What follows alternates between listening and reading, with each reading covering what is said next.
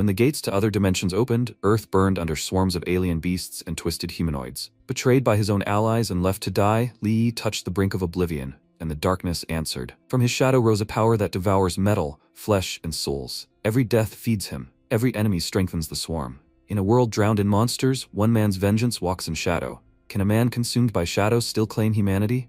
Let's find out.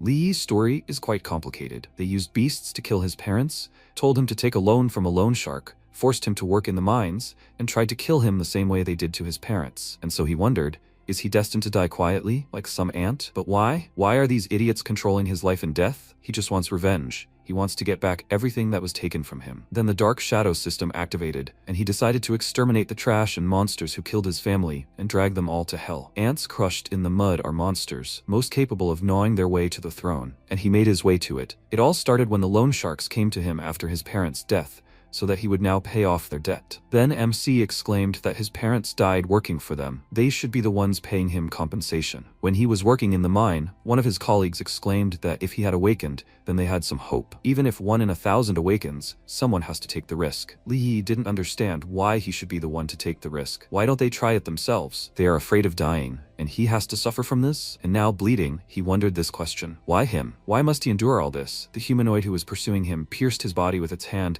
and he screamed loudly in pain, wondering if all this was because he was weak. It was at that moment that he was filled with strength, because who decided that the weak should die quietly? The humanoid threw him to the ground, and the system began connecting with his body and analyzing the data. A few seconds later, the Dark Shadow system activated, and he was ready to respond to the enemy attack. How did it all come to this? Let's go back in time a little. The main character's name is Li Yi. He is an experienced interdimensional miner. His job is to wear a protective suit and risk his life mining energy stones in another dimension. As they were leaving for their next mission, his boss said things were looking good this month. Maybe at this rate, he could pay off his parents' debts in a year. He needed to work for another 3 or 5 years, and maybe he could even buy himself a small apartment. MC smiled awkwardly and promised him that he would work hard, then clenched his teeth in irritation and mentally called him a heartless capitalist. He'd leave here as soon as he paid everything off. Work here for another 3 or 5 years? Let him toil away at this job himself. They climbed into trucks and drove through the portal. Exposure to radiation in the interdimensional zone gives normal people a 1 in 1,000 chance of awakening, but it is mortally dangerous. If life hadn't worked out this way,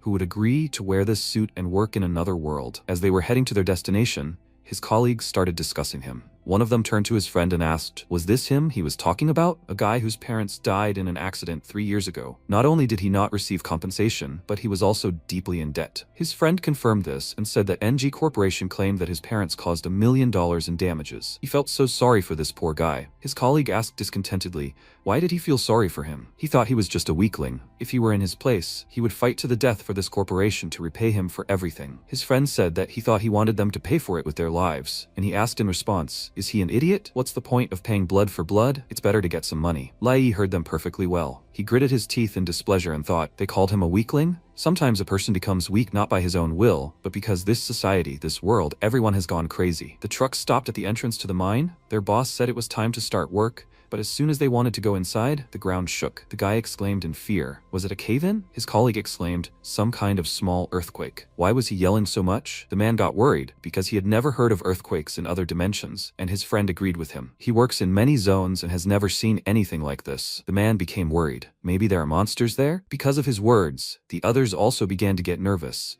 and one of them said that then they probably shouldn't work here. He heard that there are interdimensional humanoids here, even stronger than the clan of bugs and monsters. The others agreed with him, and their boss furiously ordered them to shut up. This place was cleared of the awakened 3 years ago. There can't be any humanoids here. He wanted to say something else, but the monster attacked him from behind, and his subordinates stared at him in shock, not believing their eyes. Their boss glanced at the monster that had injured him, and the others shouted that the inspector had just been stabbed by a humanoid. They scattered in panic, and the humanoids emerged from the portal and began pursuing. MC ran toward the exit of the dimension and thought that it was still about 17 kilometers away. Was there any point in running at all? He glanced at the monsters that were dealing with his colleagues and kept running, thinking that they definitely couldn't withstand this. One of the humanoids threw a man at him, knocking him down, and the two of them hitting a rock. Meanwhile, the others ran to the truck and drove away, not caring at all that some didn't make it in time. Li Yi extended his hand, asking them to wait and take him with them, and then the humanoid leaped onto the truck, and with a clanking sound,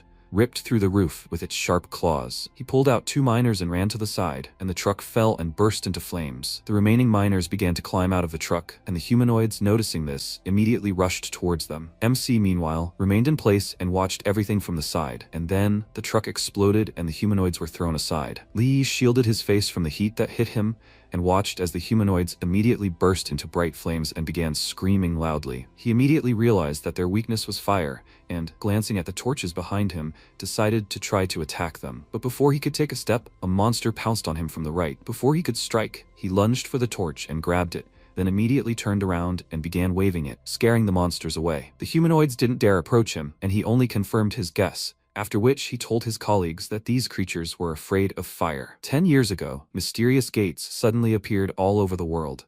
Insects, animals, and humanoids from other dimensions poured onto Earth through these gates. Only the awakened advanced ones, mutated by radiation, had the strength to fight these monsters. The emergence of the advanced ones gave humanity the strength to close the gates and open a new era of exploitation of energy resources and other worlds. But unfortunately, they are not advanced. They are just simple miners, and mere survival in this world is very expensive for them. They don't even have the strength to run from the monsters. After his warning, the miners began running to the burning truck and taking everything that could burn. One of the miners, with trembling hands, took a torch and said that it would soon go out, and then the MC said that they had a warehouse with fuel there. They could use the fire to block the entrance until help arrived. He told everyone to stand back to back.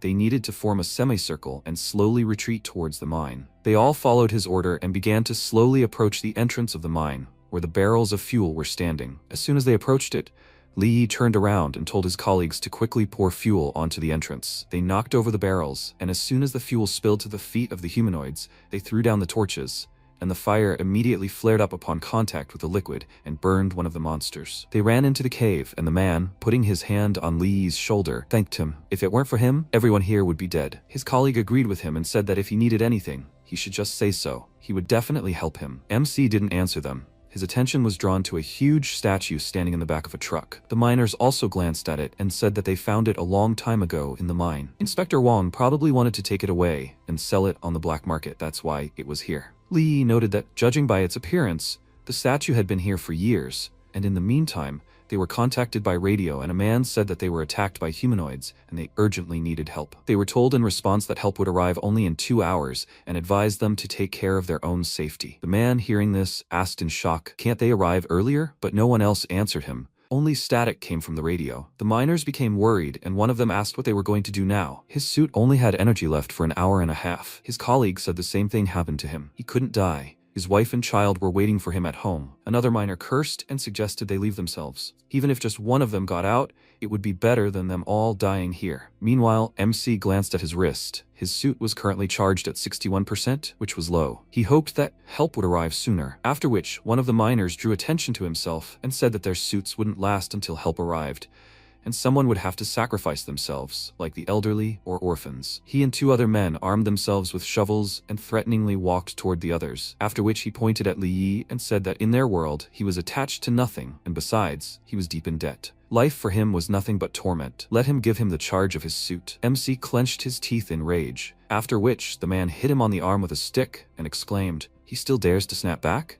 He thinks he can resist him?" He grabbed his arm in pain and fell to his knees, and the man told him to resist. They would look at him. After that, his friend took off his mask and grabbed him by the neck, saying that if he was lucky, he would be exposed to radiation and become awakened. His buddy agreed with him and said that if he became one, he would save them all. He would become their hero. They let him go and threw his mask away, and he crawled after it, saying that if he became awakened, the first thing he would do would be to kill them. His colleague said he had a 1 in 1,000 chance. He thinks he's that lucky? His buddy reached for his battery, after which they headed toward the other miners and asked who wanted to be next. The 3 men remained silent, after which one of them pushed his comrades toward them and told them to take the batteries from them.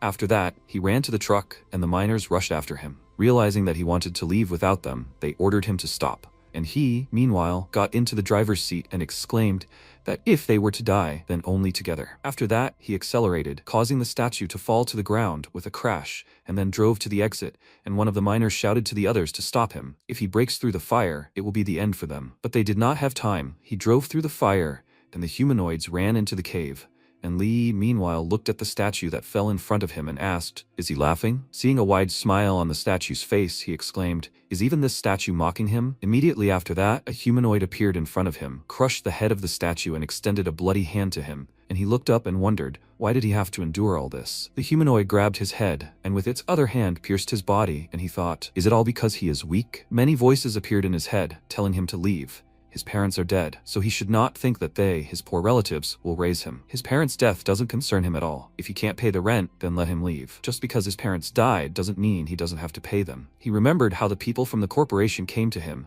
and the most senior one asked, "Are you crazy?" He wants to investigate his parents' death and sue the corporation. He threw a stack of papers in his face and said that all the complaints he sent out had all gotten to him. He doesn't need compensation. He needs the truth. He'll give him the truth. The whole point is that his brainless parents broke the rules, which led to the accident. Not only will they not pay him compensation, but they'll also sue him for the millions the company had to pay for them. After that, he left, and his people stayed to mock him. MC tried to hold back the man's leg as he tried to hit him, but he didn't have the strength, so he punched him in the face and said that if he had agreed to compensation in the tens of thousands, none of this would have happened, but he still wanted to know the truth. Now he had to collect 30,000 in monthly interest and the principal for 3 years. He would send people every 15th, and if there was no money, he shouldn't blame them for their cruelty. He fell to the ground from his punch, and the man said he looked pathetic, so he would give him a chance. Let him go work as an interdimensional miner. It was the only job where he had a chance to pay everything back. And now, looking into the face of the humanoid who had injured him, he thought that he would die anyway, but even if that happened,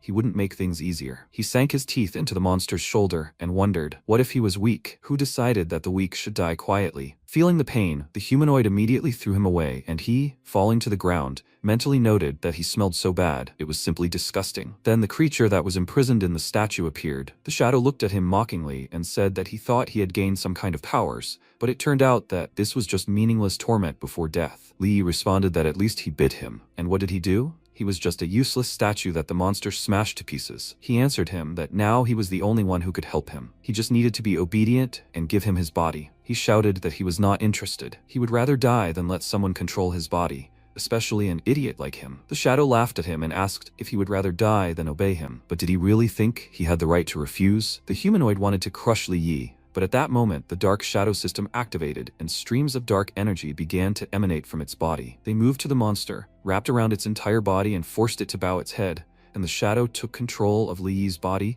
and, raising its leg over the monster, asked if it was he who destroyed his statue. After that, it kicked, crushing the humanoid, and said that it did not forget the insults. A menacing roar of the monster was heard behind him. He turned around, noticing the noise here. Then dark energy stretched from his feet to the monster, preventing it from moving, and he ordered it to disappear. The humanoid tried to escape his grip, but the shadows quickly formed a dome and prevented it from escaping, decapitating it. The humanoid's head fell next to him, and he noted that the stench emanating from it was truly disgusting. After that, he went to the miners he had captured and decided to deal with them. Seeing this, they became very nervous and asked what he was doing. If he dared to touch them, they would report him. At this point, MC became curious about what would happen if he gave the shadow his body, and then went to the miners, and they began to beg him for mercy. He couldn't do this to them, because they were just trying to survive. Besides, without them, he wouldn't have become advanced. Maybe they were a little cruel, but he awakened, didn't he? He asked in response. So now he should thank them? The miner nervously exclaimed that they didn't need gratitude. Let him just pretend that nothing happened and let them go. Li told them that he would not only let them go, but also help them. After that, he snapped his fingers, pulling off 2 of their masks, which immediately exposed them to radiation and made them cough up blood. After removing the batteries from their suits, he went to the rest of the miners, and they nervously asked him not to kill them,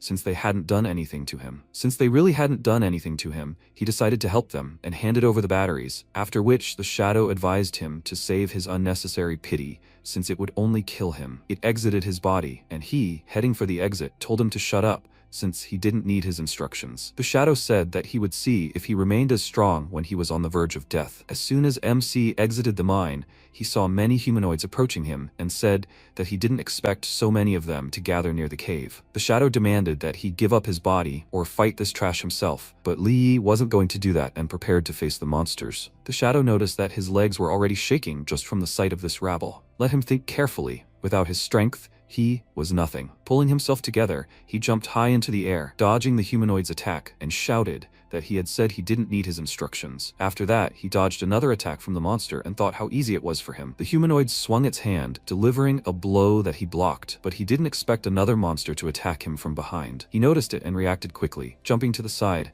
after which he stopped nearby and thought that even his reflexes and speed had improved. At that moment, the humanoid pounced on him, and the shadow asked, "Is this all he can do?" Even with the shadow system, he looked so pitiful. His words angered MC once again, and he, gathering his shadow power into a fist, punched the humanoid and, in a rage, ordered it to shut up. Seeing how far the monster flew after his blow, he looked at his fist in surprise and wondered why he had so much power. Noticing that the humanoid was still moving, he realized that simply using its body to attack wasn't enough to harm them. If only he had a weapon. As soon as he thought this, a shadow blade appeared in his hand and he looked at it in surprise, then noticed the monster pounce on him and prepared to attack. As soon as it approached, he swung his dagger, dealing it a powerful blow, and smirked, thinking that now he too could kill these monsters. Had he really become advanced already? Two humanoids immediately pounced on him, and a third came behind him, and he took a blow from it. Turning around, he immediately attacked in response, cutting off its head, after which he rushed to the rest of the monsters and thought that he finally had the strength to fight. Time passed. Soon all the monsters in the area were dealt with, and he lay down to rest. His breathing was ragged after such a fierce fight, and he received a notification from the system that the evolution was successful. He had reached the E rank. Soon after, help arrived and he was taken to the hospital. A nurse examined him and said that there were no external injuries. He himself was not sick. Why hadn't he woken up yet? The doctor said that awakened advanced beings are always like this, because his physical strength has noticeably increased, so his body now needs time to adapt. Hearing that he was advanced, the nurse smiled and asked what level he was. The doctor noticed that she was so happy and suggested that they talk about it when he came to his senses. He called her to the next room, but she did not want to leave and asked him to stay a little longer. He was so handsome. As soon as they left, a shadow appeared over Lee's body and asked why it had to be a human. Such a weak creature, and only an E rank at that. With his status and power, after awakening, he should be at least S rank, B rank at worst. And now he'll have to stick around in this weak shell. But the curious thing is that such a weak guy was able to adjust the power of the shadow system and achieve shadow manifestation on the first try. It's a pity, of course, that this happened to him. A person of E rank won't be able to withstand even a tenth of his power. At this moment, MC came to his senses. He looked up at him and asked, "It's him again? What is he, and why is he pestering him again?" The shadow looked down at him arrogantly and said that he is the Lord of Chaos and Peace from the most ancient great clan, the Lord of Prisons and Countless Worlds. He orders him to give him his body. When he reclaims the throne taken by the traitors of his clan, he will repay him generously. MC remained silent and thought, what great clan is he even talking about? Nothing but bragging poured from his mouth. He's as disgusting as a cockroach, just as dark and ugly. He'll never give his body to someone like that in his life, even after death. Meanwhile, the Overlord heard all his thoughts and was very outraged that he called him a dark and ugly cockroach. He again ordered him to give him his body. This was the only thing of value in his existence. But Lee remained silent again and thought, why was he clinging to him? Was he now possessed by this spirit? Maybe it desired his body in a different sense? He was acting crazy. He better not provoke it. What if it forcibly took his body? Well, it's not exactly impossible. The gender of this creature is impossible to determine. He hastened to discard this thought and thought that with such an appearance, he would not be able to endure it, even if he himself really wanted it. Maybe he should end his life to show his determination, and then he would leave him alone? Perhaps everything would work out if he explained to him that they physically couldn't do it. And if he angered him, it would lead to destruction. He would decide to die himself and drag everyone down with him. A heart sacrificed to a demon is the path to the world of the dead. And if in the realm of death they become one, what should he do then? Overlord winced at this stream of thoughts, then waved his hand and ordered him to stop. What kind of madman's ravings were this? He grabbed him by the clothes and thought that if he wanted to do it himself, why did he have to choose an E-rank person? If the situation weren't so critical, even a half-dead dog would have done better than trash like him. He threw him into the newly opened portal and exclaimed that he would give him 3 days. If he didn't reach D-rank within that time, he would rip him to shreds. MC looked around and, realizing he was now in some kind of cave, asked, wasn't he just in the hospital? What was this place? The Overlord told him that within this hellish world was his clan's trial for the E-rank, the insect lair. Each clan member could only attempt this trial once after coming of age. Lee noticed that it had taken over his body, so the number of trials had been refreshed. An armored beetle then emerged from the darkness, and he asked why it looked familiar. It told him that the shadow system he'd passed on to him granted access to his knowledge, and he should get used to it. MC became slightly nervous, thinking about this system, then drew his dagger and engaged the beetle. It swung its pincers furiously, and Li Yi parried every blow, thinking that everything was happening so quickly. At one point, the monster screamed and pounced on it, thinking that he needed to attack its blind spot, its back. But as soon as he struck, his dagger clanged back, and the recoil sent him flying slightly. He landed behind the beetle, and then it turned around and immediately struck him, which he blocked, but was almost thrown back. He helped himself to his feet by plunging his dagger into the ground, and thought about how tough this monster's shield was. The overlord called him useless, and asked, "Is this his only tactic? Is he only going to use brute force?" MC pounced on the beetle and exclaimed that it shouldn't care how he fights, and he, with a disgruntled sigh, said that if he was going to lose, then he shouldn't scream for help. Li Yi continued to strike his opponent and cursed, wondering if this beetle even had a weakness. With each strike, his dagger clanged off the beetle's steel claws. At one point, he was unable to respond to the attack and was thrown back, causing his back to slam into the wall with all his might. The overlord ordered him to get up, and he glanced at the green liquid on his hand, then glanced at one of the beetle's legs, and realized it was blood. He had managed to wound it after all. He chuckled, saying that he had finally found its weakness, after which the beetle pounced on him in a rage. He prepared to attack, thinking that it would prove he was no weakling. Noticing the shadows emanating from him, the overlord frowned and wondered if this was shadow perception. Immediately after this, MC rushed forward, cutting off the monster's leg, and the overlord asked, "Is all this effort just for this? And what's the use?" He replied that without one leg for defense, attacking a weak spot would be much easier. He didn't understand what weak spot he was talking about, and Li Yi thought he needed a more effective weapon. His dagger transformed into a long spear, after which he jabbed it into the beetle's abdomen and ordered it to get up. The blow jolted the beetle, and he exclaimed that the bug wasn't moving because its weak spot was its abdomen. After that, he delivered another blow, which finished off the monster. Drops of blood and a blue crystal fell to the ground, and he caught his breath, saying that he had won, and the overlord asked, "He only killed an armored beetle and is already tired?" After that, he took the crystal and felt a sharp surge of strength, and the overlord told him that it was an energy stone. It could increase the level of his abilities. The system reported that the progress of the breakthrough to rank D had increased by 0.2%, and he asked, "So this thing is good for accumulating experience?" After that, some sounds started coming from the holes in the ceiling, and he said that something was coming here, but he couldn't see anything. Overlord suggested that he use his shadow sense and see who was there, and he asked what kind of skill it was. He told him that he only needed to focus the shadow energy in his eyes to activate it. After that, he closed his eyes and concentrated, and then opened them and said that he understood everything. He saw another beetle nearby. It released sharp spikes at him, but he quickly reacted and dodged. The spike pierced the wall and the poison inside it hissed, after which the beetle attacked Li Yi again and exclaimed, "What is it that flies so fast?" Feeling several spikes heading his way, he dodged, then began sprinting from side to side to avoid being hit. An overlord exclaimed that his shadow sense was useless. Why couldn't he see anything properly? He replied that it wasn't the skill that was useless, but that he simply didn't have the strength. He concentrated, deciding to gather more energy, and overlord frowned. He hadn't thought that some weakling could manipulate his energy so skillfully. This was getting more and more interesting. MC, meanwhile, saw information about his opponent using a skill. In front of him was a Distortion Reaper beetle, better known as a Master Reaper, and a Sting Gunner, an expert in long-range poisonous spike attacks. All of these monsters were E rank. The overlord noted that he had already reviewed the information and asked him to wait so as not to distract him. He looked around the cave and exclaimed that there were too many of these bugs. The overlord said that among humans, they say that if you see only one cockroach, it means there are tons of them in the dark. Immediately after, the bugs rushed to attack. Li Yi retreated to the wall and prepared himself, and the overlord remarked that this was not bad. He even knew the right position to take to avoid being attacked from all sides. MC made 2 daggers at once, then waved his hands and released shadow energy, commanding all the monsters to retreat from him. The surge of energy knocked them back, and the overlord asked, did he unlock the second level of shadow sense so quickly? It was a pleasant surprise. After that, the system reported that his shadow sense had reached level 2. When a shadow becomes his follower, his enemy's heartbeat turns into a funeral trill. He now has 3 abilities: Shadow Knowledge Archive, Shadow Sense, and Shadow Manifestation. He continued the battle with the beetles, dodging every strike from their sharp pincers and mentally noticing that his opponent had begun to move slower. Is this the effect of Shadow Sense? The system reported that the Stinger's weak points had been identified: the leg, tentacles, and abdomen. He saw the spots on its body highlighted in purple, and the overlord said that this was the advantage of his second level of his skill. Once he saw its weak points, his attack would be able to penetrate its defense. Li Yi exclaimed that all their weak points were below and decided to try out a new technique. Shadow spikes emerged from the ground and pierced the beetles' flat bodies. This is a technique in which the shadows are driven into the ground,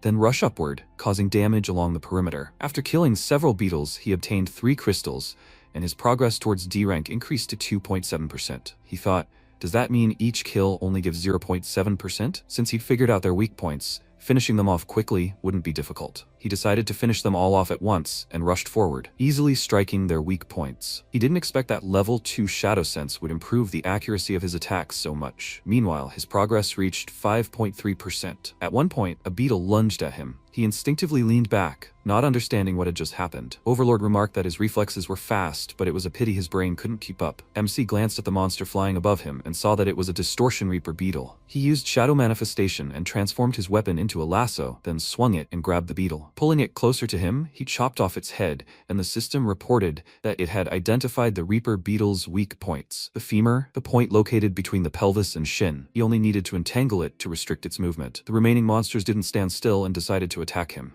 They shot sharp spikes at him, and Li Yi, turning his lasso into sharp ropes, ran towards them and began swinging them, cutting off their stingers, and exclaimed that he would see how they would shoot without it. Meanwhile, the breakthrough progress reached 12%. Having dealt with the beetles, he attacked the remaining monsters with rope and ordered them all to disappear. The Overlord thought that he finally looked like a man worthy of this power, even though this pose was disgusting. The gift granted by the Eye of Shadow enhances one's senses, reflexes, strength, and gives control over shadows, hence the name Shadow Sense. But this gift takes a huge amount of moral energy, such as the price asked by the Eye of Shadows. But an E rank is still an E rank. He had already reached his limit. At this moment, the breakthrough progress reached 34%, and everything began to blur before Li Yi's eyes. He glanced at the monsters approaching him, and thought that it was very difficult for him to control such destructive power. But he had just gained the strength for revenge. How could he stumble here? Because of this, he missed an attack. A monster struck him in the back, and he took a stance, preparing for further attacks, and the system showed that 15 hours remained. He remembered those idiots from the NG Corporation. They dared to hide the truth about his parents' death,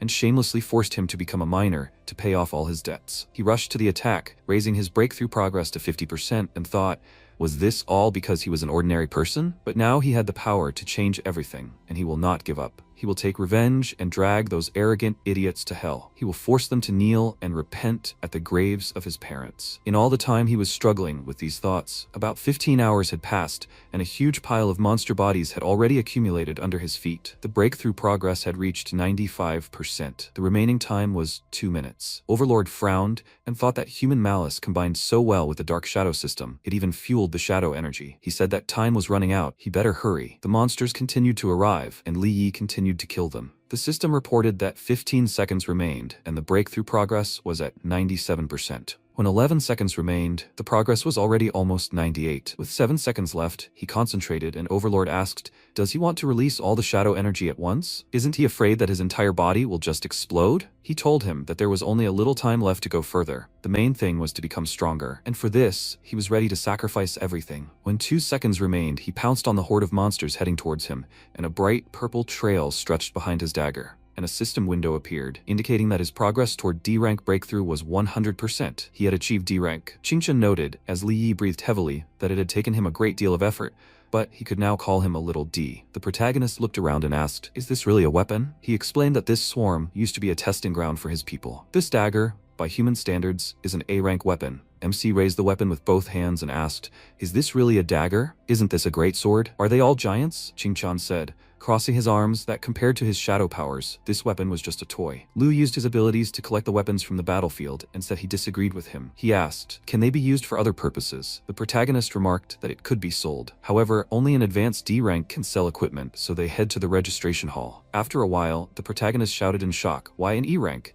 How is that possible? The manager noted that although his body stats are good, there are no noticeable energy fluctuations, hence his E-rank status. The records show that he is registered as a miner. At E-rank, his salary increases by 15%. Afterwards, outside, the MC remarked that the shadow system is wonderful, but the rank situation is very strange. Qingchen remarked that they don't notice the changes because the shadow system is invisible to the naked eye. Li Yi thoughtfully said that this means they won't see it, although perhaps that's for the best. However, selling equipment will be much more difficult. After a while, at the entrance to the black market, the protagonist thought that all the shady deals take place here. Qingchen declared that this sounded perfect for the shadow system. Afterwards, people asked in surprise, What's a miner doing here? Even the smell of ore dust permeated the interior. It was rare to see a miner come here. Qingqian, mentally communicating with Li Yi, remarked that humans were simply ridiculous. They attached some precious stone to metal and called it a divine weapon. He suddenly felt sorry for them all. The salesman said with displeasure that he needed to leave. Why would a miner come here? If he stained things with it,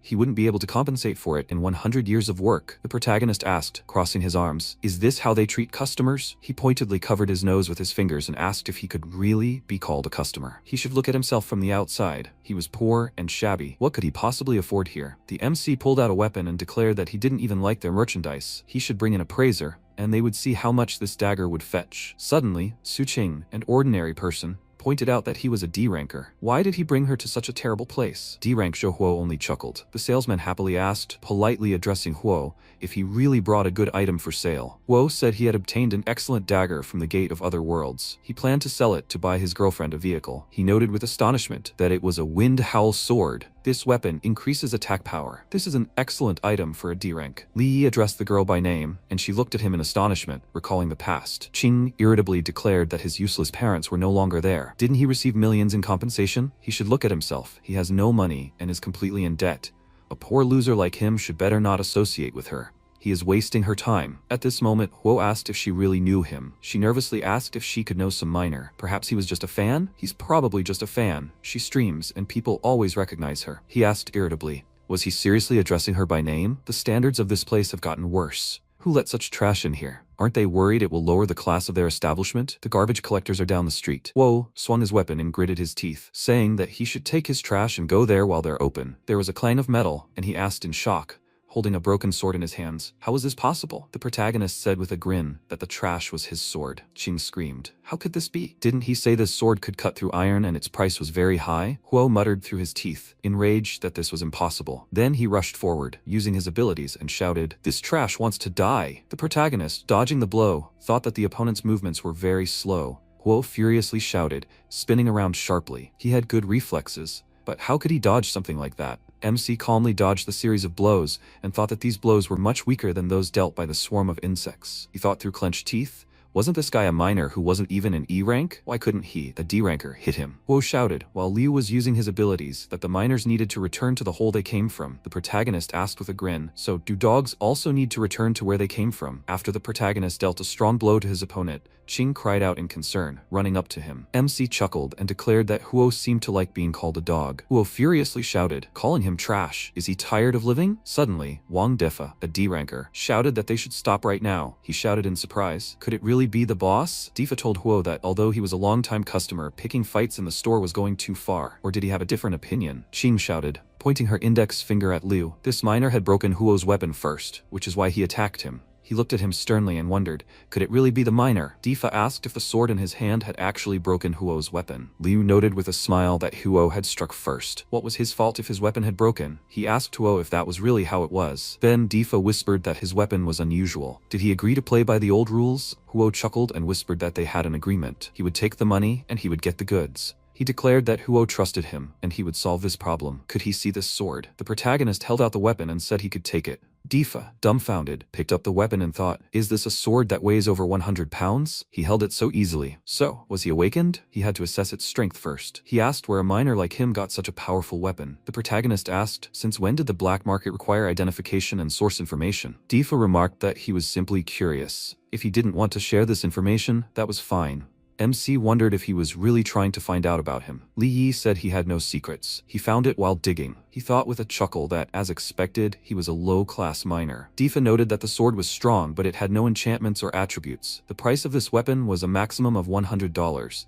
And Huo's weapon would be valued at around 2 million if it hadn't broken. Considering that he was just a miner and his life was difficult, he was willing to buy this useless sword. He'll also pay Huo 2 million for the damage, and he'll cover the rest. He can just think he's helping him. What does Huo think about this? Huo said he doesn't mind because Defa's boss intervened, so he'll forget about it. Qing, dumbfounded, said it was impossible. Where would that scum of a miner dig up 2 million? And what about the transport he promised her? He said with a grin that she shouldn't worry. If he sells his organs, he'll have 2 million. She said, that's great then. The protagonist asked, so they've already planned everything, right? Defa asked, as his guards approached him. if he had any problems, the protagonist said with a grin that they could enjoy this moment because he wasn't the one who needed to worry. MC activated his abilities, covering his body with a dark aura. The seller shouted, rushing forward, that they needed to grab him. Difa smiled and remarked that these fights were boring to watch. He suggested they go to the tea room and wait for the results. Huo agreed. To their surprise, the guard was thrown into the wall. He shouted that they needed to be careful. If they broke anything here, he wouldn't be able to compensate him later. At that moment, Li kicked the others in their direction. Huo threw the salesman back and shouted that working in the mines seemed to be paying off. He had plenty of physical strength. The protagonist glared at him and declared that it was his turn. Qing shouted,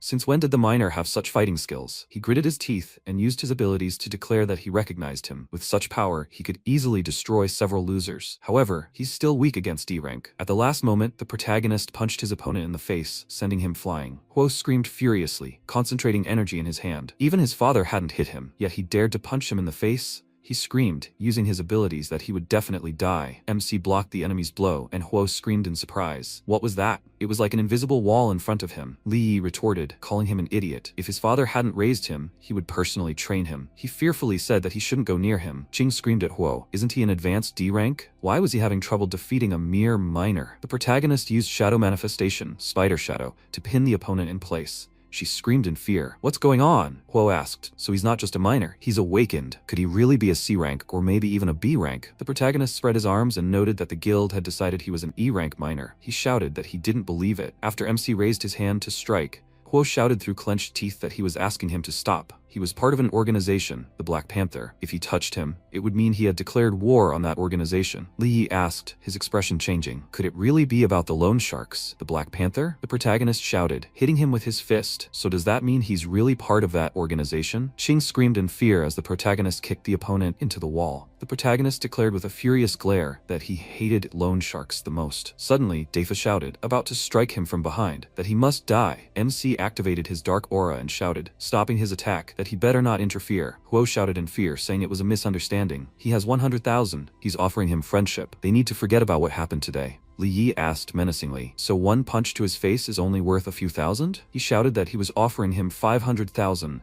even a million, but he had to stop hitting him. The protagonist used his abilities and asked, doesn't he like lending people a lot of money? They should value him at his own rate. These 50 punches were just the beginning. Now they would get to the most interesting part. Huo shouted, taking out his bank card, that he was offering him 5 million. He was giving him everything. He had no more. The protagonist thought, so he has an NG Group VIP card? Does that mean he's one of those people who collects debts for this organization and forces people to go to the mine? In that case, he needs to get important information from him. He terrifiedly declared that he had no more money. He swears it. MC pointed out that the Black Panther organization had confiscated several million from him over the past few years. He would consider this a return of the money to whom it rightfully belonged. After a while, Qing asked, helping him up, if he was okay. Huo asked, didn't she say he was an ordinary miner? She asked how she knew he had become so strong. He shouted, hitting her, that if she hadn't encouraged him with these words, he wouldn't have relaxed and been attacked. Guo furiously thought, using his phone, that his money wouldn't be taken away so easily. He would definitely teach him a lesson. The head of the Black Panther organization asked what was wrong. He told him that he was asking him to intercede for him. Someone had just stolen his sword, which he was going to give him as a gift, and was threatening to destroy their organization. He said with an evil grin that he was waiting for information about him. His henchmen asked what they should do with the others. They had already taken the goods. The loan shark leader asked if anyone else was here. He used his abilities and declared that of course not. He noted that the guy Huo mentioned was on him. Whether he left him alive or dead was all the same to him. Sometime later, at the Awakened Guild, a staff member asked with a smile if he could help him with anything. The protagonist noted that he was an E-rank awakened. He would like to see if there were any missions for his rank. The people asked with a smirk, was the E-rank trash in the wrong place? The lowest trials are D-rank. Does he really want to die? It's quite funny to watch. He's just trash. He said, addressing the E-rank, that he was asking him to leave here and wait outside. The team that needs his help should contact him themselves. They stated that his place was right next to the trash can at the entrance. The protagonist glanced at his phone screen and thought that the 5 million he'd received had been instantly snatched by debt collectors. His priority now was getting the quest. Suddenly, everyone felt a strong pressure, and the awakened ones declared that such pressure could only be caused by an awakened minimum B rank. They couldn't even move. The MC looked at the girl, who emanated a terrifying aura, with a smirk on her face. They asked why an advanced B ranker had come here. Li Yi, using his abilities, thought that she radiated powerful energy, and yet from the outside, she looked like just a rich girl. He didn't sense any killing intent. Was she hiding it? She was so vibrant, yet so reserved, which gave her a contradictory impression. The masked employee announced that the D-rank monster Abyss needed a D-rank miner. Anyone interested? The awakened asked in surprise. Isn't this guy an E-rank? Why isn't he reacting to her B-rank aura? Most of their legs were already shaking. Shouldn't an E-rank guy be kneeling? He even took a step forward. The protagonist thought with a smile, so that means he'll be volunteering. Cian, the awakened B-rank, thought, this guy's just a regular miner, right? And he feels fine under her B-rank pressure? That's quite interesting. At this time, the man said that he had many good D-rank candidates if she wanted to look at them. To everyone's surprise, she said, looking at Li Yi, that she had already made her choice. He, dumbfounded, declared that he had arrived late and was not on any lists. This violated their organization's internal rules. She furiously said that she was the rule. She needed him. Afterwards, the employee thought that this was the first time he had seen Cian choose someone herself. Who is this miner? After some time, they fought against the monster, and the protagonist thought, looking at the team's composition, that the Minotaurs didn't stand a chance against them. They had excellent teamwork, and a B rank was leading the process. Everything seemed to be going without incident. MC thought, using his abilities, that he had, however, detected Minotaurs below. This abyssal monster was obviously much higher than rank D. Couldn't the others see it? Qingtian noted that his shadow sense had reached level 2. This meant his vision had become much better than that trash's. Li thought he could understand why the rest of the group couldn't see it. However, why didn't even the girl notice? Or perhaps she knew, but for some reason, she decided to hide it. Luden the Bard said that, judging by the information, the crystal vein of starlight was below. Cian declared that the miner should come with her. The protagonist wondered what was going on. She knows it's dangerous, but she still takes the miner with her? The dangerous aura grows stronger with each passing second. Does this girl not care if the miners or her allies die? Or does she think her B-rank strength can protect everyone? Suddenly, the rock beneath their feet disappeared, and they began to fall downwards, landing on their feet. The D-rank Minotaur glared at them, holding a weapon in his hands. The protagonist thought, looking at the girl, that the awakened B-rank was about to take action. She took out her weapon, and then the girl hesitated and hid behind him, saying that the miner needed to go ahead and she would cover him. MC shouted in irritation, "Is she serious? He's just a miner." She trembled and declared, sitting on the ground, that she didn't care. He just had to go there. Li pointed out that she was a B-rank, but she didn't want to go. So how was an E-rank miner supposed to handle this? The protagonist thought he was making a living as a miner. Why risk his life? She cried out with tears in her eyes that she was ready to pay him $1 million. He just needed to go there and deal with them. The protagonist declared with a smirk, using his abilities, that for that kind of money, he would act even if he didn't want to. It was time for them to move forward. The Minotaurs rushed at him with weapons, and the protagonist blocked one opponent while the others ran towards the girl. Li Yi thought he wouldn't let his $1 million go to waste. At that moment, Cian used her abilities, and the protagonist shouted that she had decided to attack. He was too worried about her. The monster pounced on her, and at that moment, the protagonist drew his weapon and threw the enemy back. The protagonist asked with a smile, turning to Cian, if she was really that easily angered. At that moment, the girl ran away and said that she was leaving the rest of the opponents to him. Li Yi used a series of strikes to cut down the opponents in front of him, and noted with annoyance that she was unreliable. After a while, she said, as the Minotaur approached from behind, that she would be safe here. Cian turned around, dumbfounded, and asked, "What does that mean? Why isn't this monster afraid of her?" The monster swung its weapon, and the protagonist thought it was strange. She could definitely fight back, so why was she afraid? Then, the Minotaur caught the bracelet on the girl's arm with its weapon, and an energy barrier suddenly formed around her, knocking the monster back. At the last moment, the protagonist dodged the flying Minotaur and wondered if this was a defensive element. So, she wasn't attacking with her own power? MC asked, so she's not a combat type awakened? She looked embarrassed and said, he shouldn't tell anyone about this. Li chuckled and, preparing for battle, declared that she would have to pay more because of this. But why were these Minotaurs attacking only her? The protagonist activated Shadow Sense level 2 and thought it was hiding its presence. No wonder he didn't notice this silhouette at first. The Minotaur's strange behavior was due to these incomprehensible fluctuations. The girl screamed in fear, turning to the miner. The protagonist clicked his tongue in displeasure and destroyed the enemy with a single blow. Noting that this was a constant problem,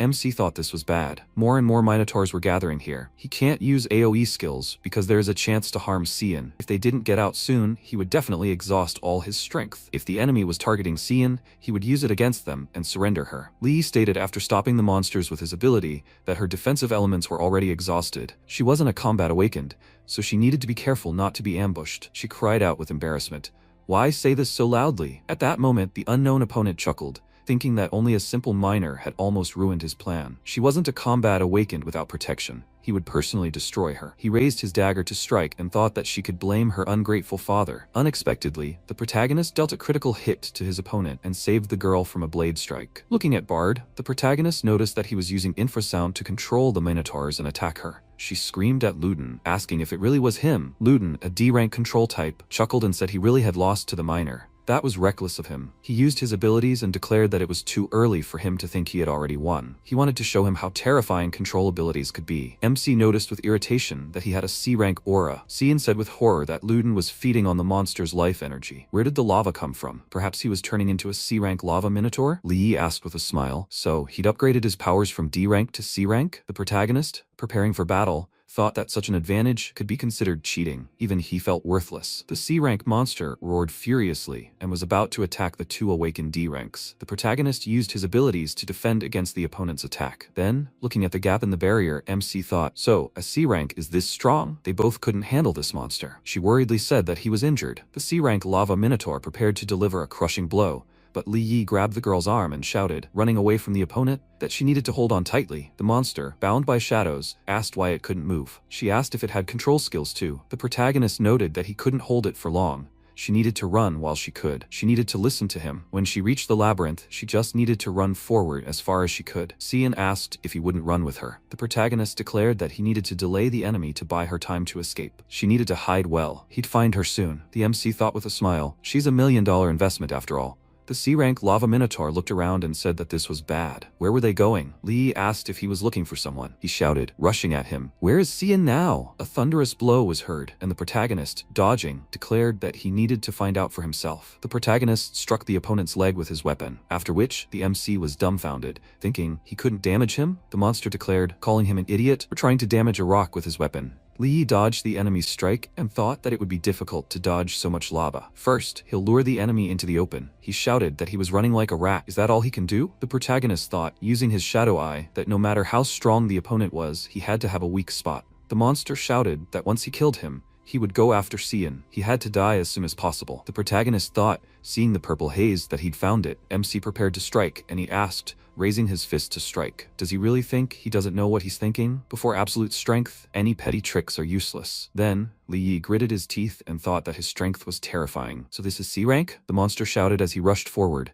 but this time he needed to watch where he was going. The protagonist assumed a fighting stance and thought that he needed to wait for the right moment. He asked, isn't he running? He's still trying to hurt him with a dagger? It's useless. That kind of junk is only good for scratching him. The protagonist dodged and thought that when he struck again, he would have to act. Suddenly, MC prepared to strike his opponent from behind, but to his surprise, he felt an intense heat. Lee thought that even shadow energy couldn't completely block this heat. The protagonist chuckled and said that he was smarter than he looked. The protagonist thought that the opponent knew how to protect his weak point. The C-rank lava minotaur declared that although he didn't know, he had indeed discovered his weakness. However, even knowing this was useless to him. The temperature there was over 2,000 degrees Celsius. He had to tell him where Cian was now, and then he would spare him. MC remarked with a smile that he was a traitor who had sold out his masters for profit and who was feeding at the enemy's hands. He dared not trust such a man. He furiously shouted that he himself was asking for death. Let him try to survive the blow of his axe. If he is not a coward, then he must fight. Lee dodged the blow and used his shadow incarnation, a chain blade. The protagonist noted when the opponent dodged his attack that he spoke as if he himself wasn't dodging. The protagonist thought he should immediately use a rope dart. At that moment, his shadow attack approached the monster's weak point, but in the end, his ability couldn't withstand the heat emanating from the enemy. He shouted with a laugh, swinging his axe to strike, that it was useless. MC became angry and thought he was a problematic opponent. The monster shouted, swinging its axe, that he should stop resisting. Lee, dodging his opponent's attack, thought that he was draining too much shadow energy. He might even lose at this rate. Would he really have to call for Qingtian? Suddenly, the protagonist rushed forward and thought that death battle was better than letting Qingtian's body be controlled again. Besides, killing a C-rank monster could earn him a lot of experience. He couldn't miss such a chance. The protagonist was about to land a critical hit on his opponent's weak spot and thought, so it's invulnerable. He doesn't believe it. He'll destroy this creature. The lava minotaur let out a cry of pain, and the system window reported that the monster's HP was approaching 0. Chaos Fury activated. Attack plus 1200%. Critical chance and speed plus 200%. The monster shouted, knocking him back, that he should retreat. What had angered the protagonist so much? Lee crashed into the stone wall with a thud, and the lava minotaur remarked that the scum miner had dealt him such a serious blow. The protagonist struggled to his feet and thought his blows were inflicting fire damage. He declared that his end had come. Suddenly, the protagonist felt a surge of power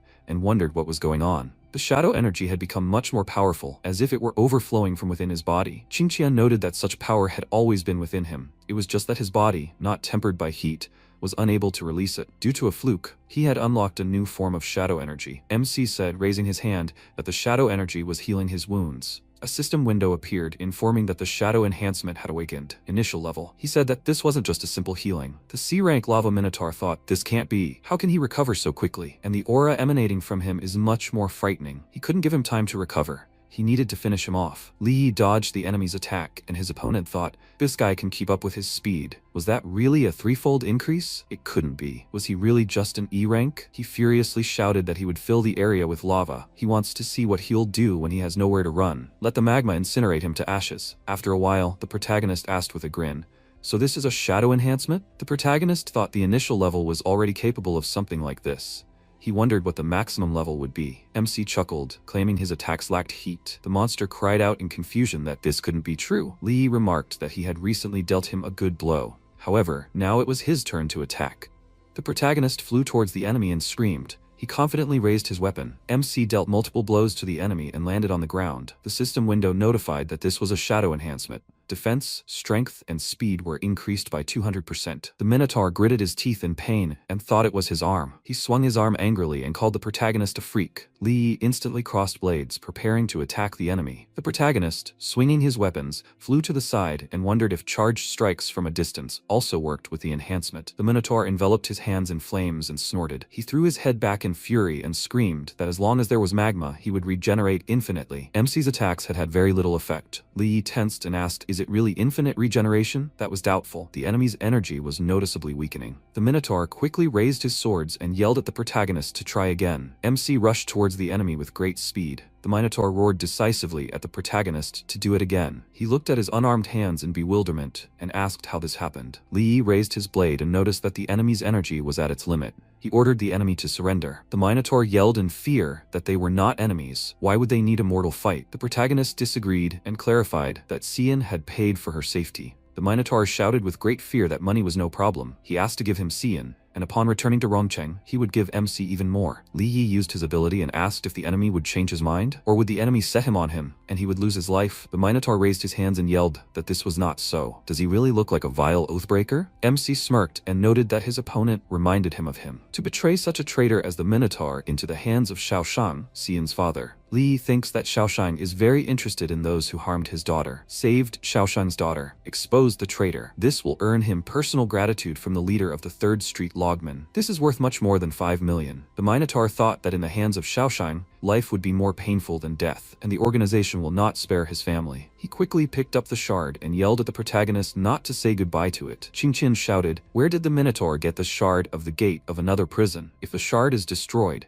the only connection between the Beast Abyss and the world will be severed. The gate will collapse and they will all remain here forever. The Minotaur smirked and laughed, noting that MC achieved this on his own. A beam of mana flew swiftly past the Minotaur's hand. Li snatched the shard, and the Minotaur looked at his hand in bewilderment. The protagonist plunged the blade into the magma in his opponent's body and commanded him to die. The Minotaur raised his hands and screamed in intense pain. Numerous dark beams pierced the Minotaur's body. He instantly fell to the ground, exhausted. MC, standing amidst dark streams of energy, exclaimed, so that's where the previous Minotaur's energy cores went. They're all here. The system window notifies that the skill has been improved. Shadow Eye, true Shadow Eye. The ground instantly shook and MC tensed up. Qingqian exclaimed that without the Magma Minotaur's energy, the Beast Abyss is collapsing. Sometime later, at the exit of the Beast Abyss, the guy noted that he almost died of fear. His comrade added that he didn't expect the tremors. It's good that they survived. Xian exclaimed that she didn't think the protagonist was so strong. Much higher than E-class. He doesn't want to join Logman. Father will generously reward such a fighter. MC replied that he has no plans to join anyone yet.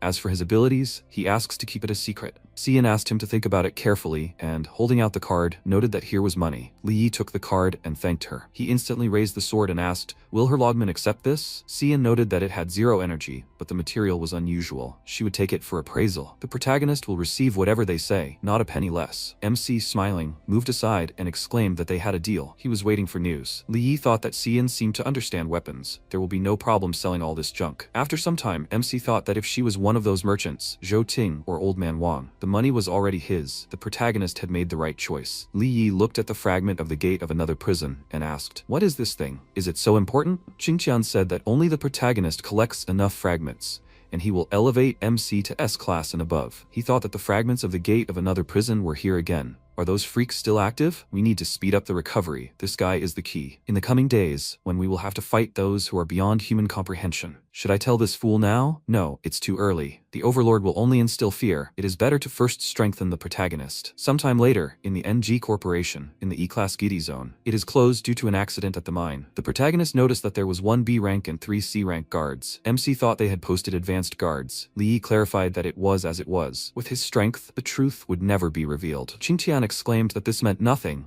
A regular E-Class rift. What was there to look for? The protagonist sternly barked that his parents had died there and that the truth about their deaths was true. He was lost in his memories. Kui Shihao threw money on the table and told the protagonist to take 200,000. This is compensation from NG Group for the loss of parents. MC must take the money, sign the accident papers. Shihao yelled in irritation. Was that really not enough? Li Yi looked at the money with a crazed expression and replied that he wanted the truth. Shihao grinned maliciously and, hitting the protagonist on the head, barked that it was an accident. MC's parents and the miners were all dead. Li Yi angrily pushed Shihao away and shouted that this couldn't be happening. They were C-ranked. What accident? The protagonist yelled that they were definitely alive and ordered them to let him through. The guard instantly grabbed MC by the jacket and replied that anything was possible here. Li Yi angrily barked that they were E-ranked. There were humanoids there too. Even if they attacked, they would have easily fought back. The guard became very angry and asked, "Did MC decide to get more money? Was he really tired of life?" He quickly raised his fist, intending to strike. The president of NG Group, an advanced A-ranked Ning Donghao, entered the room. Shihao looked at the president, and the guard instantly froze. Donghao clarified that he had ordered them to reassure the families of the victims and asked, "Is this Shihao reassuring?" The president knelt down and handed MC money, asking the protagonist to take it. He clarified that 200,000 was not a large sum, but it would help in difficult times. Li Yi, sitting on the floor, yelled that he didn't need money, only the truth. Donghao agreed with a smile and promised that they would sort everything out. Li Yi came out of his memories and thought that back then he believed that with the president's promise, the truth about his parents' deaths would soon come to light. But in return, his parents were accused of theft, and the protagonist was presented with a bill for millions. Qingqian switched to energy-saving mode and thought that any race without power will only be a victim. So instead of empty tears, the protagonist must obtain another fragment of the gate of another prison. MC will gain power, and the whole truth will be a matter of one phrase. Li Yi thought he knew it. If not for Qingqian's shadow energy, which is undetectable, if he hadn't been enrolled in the E-rank miners, at least someone would have invited him to the team. Sometimes Qingqian threatens to take over the body, sometimes gives strength. Is Qingqian a friend or an enemy? And why did the Overlord shrink so much? Has his strength really diminished? And if Qingqian really went crazy, then isn't it true about the S-rank? Qingqian furiously yelled at the protagonist to stop. If it weren't for MC's talent, he wouldn't have even gotten attention. Li Yi exclaimed that he was silent. Why is the Overlord cursing? The protagonist wondered if there was a way to cure this. MC looked at his phone and asked, "Is this a mission invitation?" After some time, in the industrial zone of a D-class Gidi, the gate of another prison, a man standing at the gate asked why the protagonist was so late. MC apologized and replied that he was from far away. Li Yi thought that he had just come from another E-class Gidi. The protagonist exclaimed that they hadn't seen each other for a long time. Is Hao Wu also on a mission? Uncle Hao smiled, touched the protagonist's hand, and exclaimed that MC had grown so much. 5 years had passed since what happened to his parents. Advanced C-rank mercenaries Gu Er, Gu Da, and Gu San stood sternly before the man. Er exclaimed irritably that he thought they were waiting for an important person.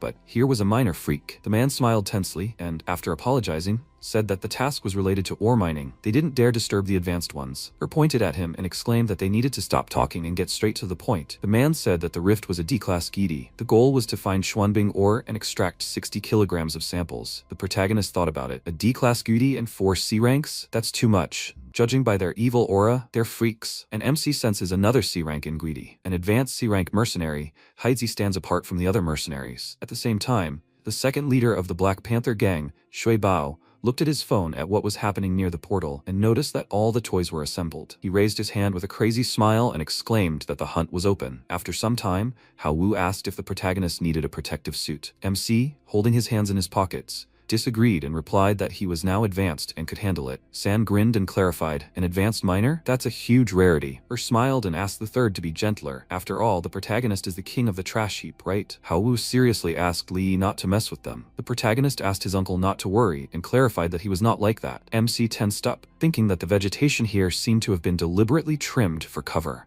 and it seemed to him that death was lurking somewhere. Li noticed a beam of mana and wondered if he was really itching to attack. He turned his attention to Heitzi and thought that the C-ranker seemed to have sensed something too. Did he want to watch from the shadows, or did he have other plans? San crossed his arms and ordered the trash to move faster and not stop. Hao Wu replied that they were speeding up. Li Yi thought that was very good. He was using the landscape to break away and find out what was going on. The protagonist quickly grabbed Uncle Hao's hand and asked him to hold on tight. MC ran forward at incredible speed, and San yelled, "Is a miner supposed to be that fast?" The mercenary ordered them to stop, or raised his hand in irritation and asked the third to ignore them. Two trash without them are dead freaks. At the same time, Bao, sitting in a tree, thought that the three had hidden. Did they really sense danger? He licked his lips madly and thought that was even better. If everyone were like these three fools, the game would be boring. Da turned to the boss and remarked that he found this mission suspicious. It seemed like someone was watching from the very entrance. Er asked him not to worry. With 3 C ranks, a D-class beauty means nothing to them. San disagreed and said that he also sensed something bad. A monster is frightened prey. Maybe they will return? Er asked furiously, "What is the third one afraid of?" Suddenly, they fell into a stupor, seeing something. Bao appeared behind San, and his comrades quickly jumped to the sides. Bao wrapped San in threads and clarified, "The game has only just begun, and they are already getting ready to leave?" San tensely clenched his teeth and yelled that it was a bloody leopard. Er decisively ordered his third brother to be released. The bloody leopard can make demands. They'll come to an agreement. San asked his brother to save him. Bao noted that the 3 brothers were always challenging their gang of Black Panthers. He smiled and, swiftly cutting San with threads, yelled,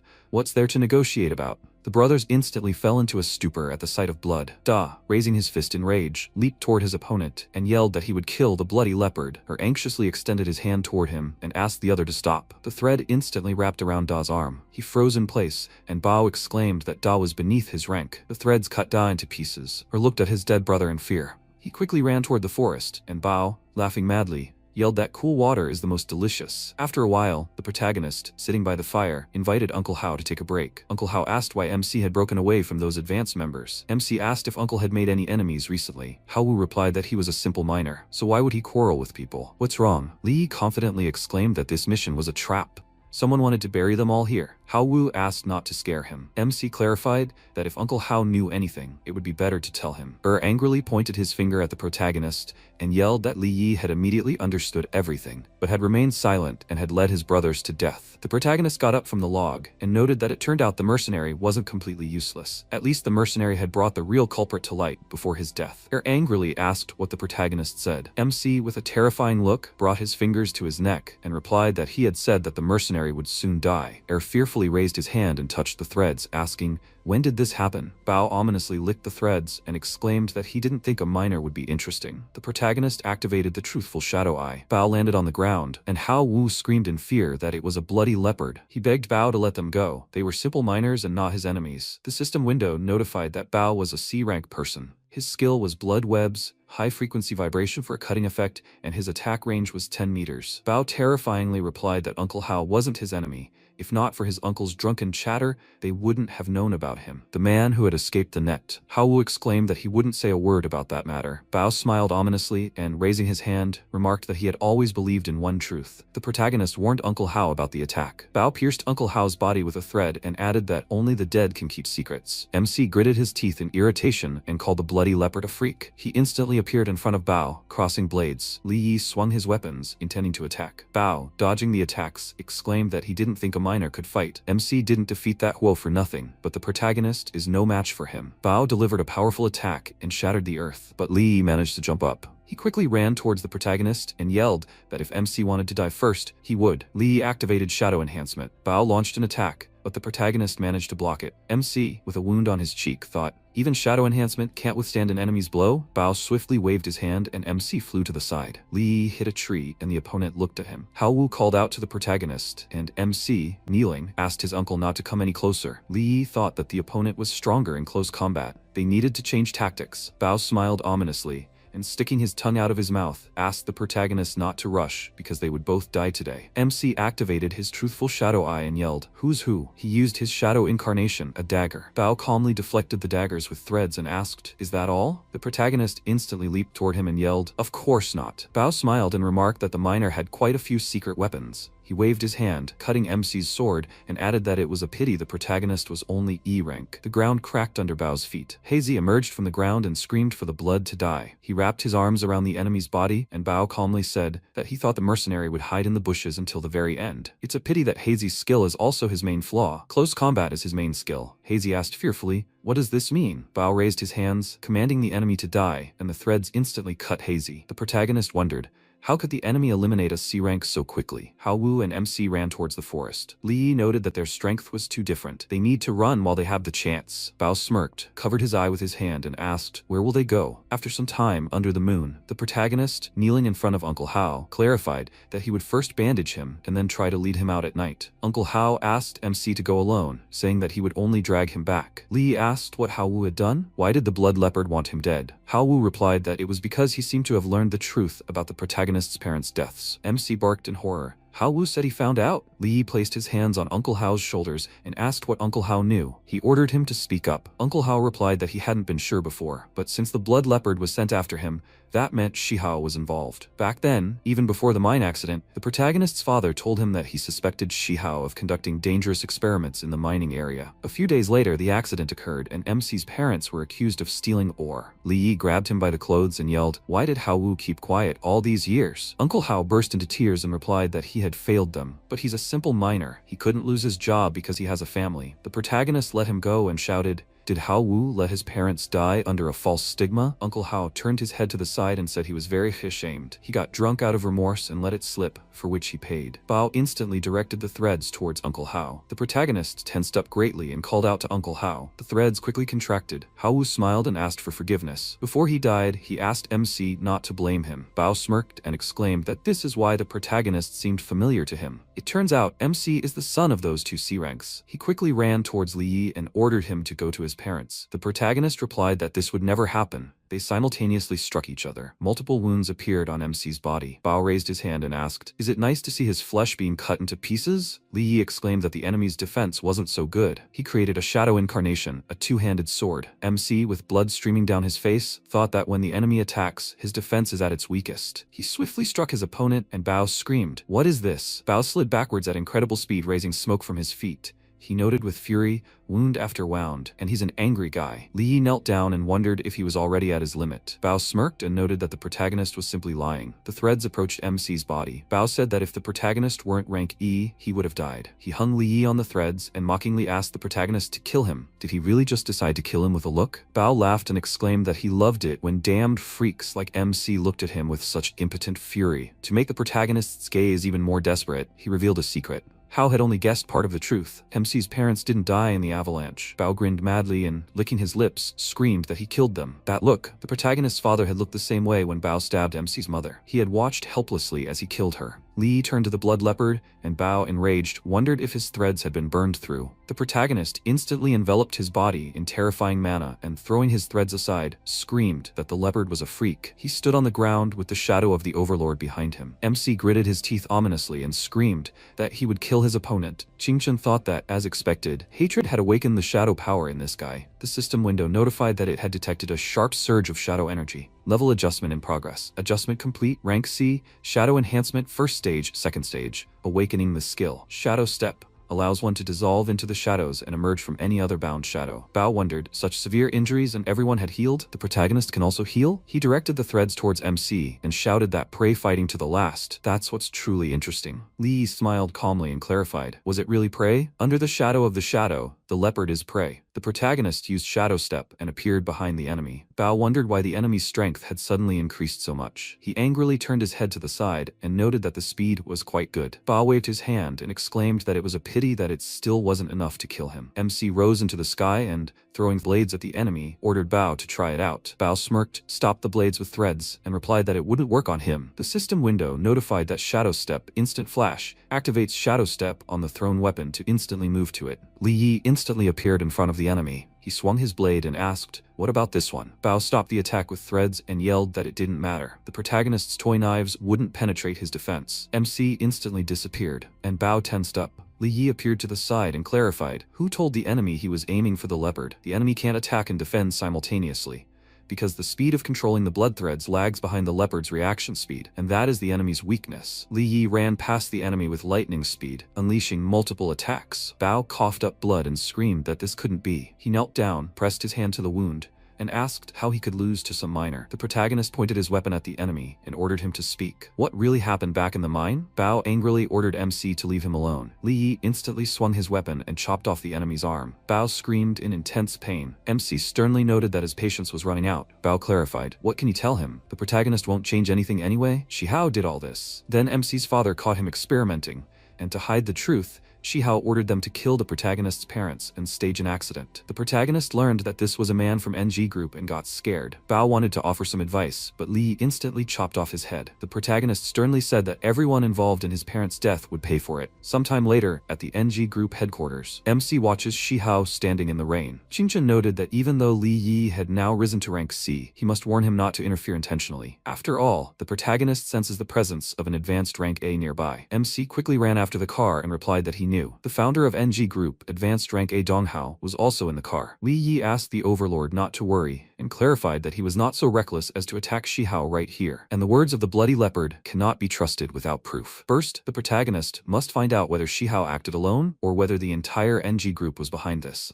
Donghao would be better off not being involved. Otherwise, even at rank A debt of blood must be repaid with blood. Sometime later, at the Black Panther Gang's warehouse, MC wondered why Shihao needed to come here in the middle of the night. At the same time, in the warehouse building, Guangming sternly ordered him to be careful. This was lab equipment. Shihao brought a rag to his mouth and asked, is that old miner Hao dead? Guangming replied that the blood leopard was gone, and the gate to another prison he used to infiltrate had also disappeared, so they couldn't say for sure if Hao Wu was alive. Shihao sternly asked, what's going on? Isn't the blood leopard a C rank? Guangming crossed his arms and suggested that the blood leopard had probably underestimated the enemy. Among those Bao was supposed to kill were 4 advanced C ranks. Shihao noted that this equipment also needed to be quickly transported inside to avoid unnecessary problems. Now is the key stage of the experiments. There can be no mistakes. Guangming clarified, the money was already prepared, right? Shihao asked him not to worry about the money. The protagonist became angry and thought that Shihao had really set everything up. Guangming instantly turned his head to the side, noticing something. He tore the box apart with flame and yelled, who's there? Guangming wondered if he'd imagined it. He definitely felt the murderous impulse. The protagonist hid behind the wall and thought he'd almost been caught. C-rank strength is still not enough. After some time, Qin joined the group. Qingqian crossed his arms and yelled that MC would be better off looking for quests instead of standing here. Li entered the building and replied that he was here for the 3rd shard. He'll see how much they'll give for the weapon. The employee greeted him with a smile and asked how she could help. The protagonist said he needed Cian. The employee asked if they had an appointment. The girl, holding Xiaoshang's hand, mockingly pointed at the MC and yelled, but he's a penniless miner. He doesn't belong here. And how dare he call the young master by his first name? The girl looked lovingly at Xiaoshang and remarked that this penniless man even poisoned the air with his own breath. Xiaoshang yelled, aren't they going to kick the miner out of here? The assistant exclaimed that he obeyed the master. Li Yi asked, is this Logman's hospitality? The girl smirked and asked, he, penniless, a guest. She asked not to make her laugh. Xiaoshang exclaimed, but the protagonist wasn't fit to be a dog in their Qin household. The MC wondered, are all the Qin family members this arrogant? It seemed there was no point in dealing with Cian. Li Yi headed for the exit and said that in that case, he was taking his leave. The girl clarified, he thinks he'll leave? Never. Xiaoshang ordered his assistants to cripple the protagonist, and they quickly ran toward MC, intent on attacking. Li Yi used Shadow Step to push aside the assistants, and approaching Xiaoshang, grabbed him by the chin. The girl ordered him to immediately release Mr. Qin, otherwise the Qin family would not spare the protagonist. MC threw Xiaoshang forcefully at the girl, and they fell to the floor. Li Yi arrogantly clarified that today, out of respect for Cian, he would spare him. Xiaoshang furiously created an explosion and yelled, who is he anyway? He rose up on the lava and exclaimed that he would kill MC right now. A man instantly appeared between them and stopped the opponents. Cian exclaimed that MC has a lot of courage to cause chaos in the Qin group headquarters.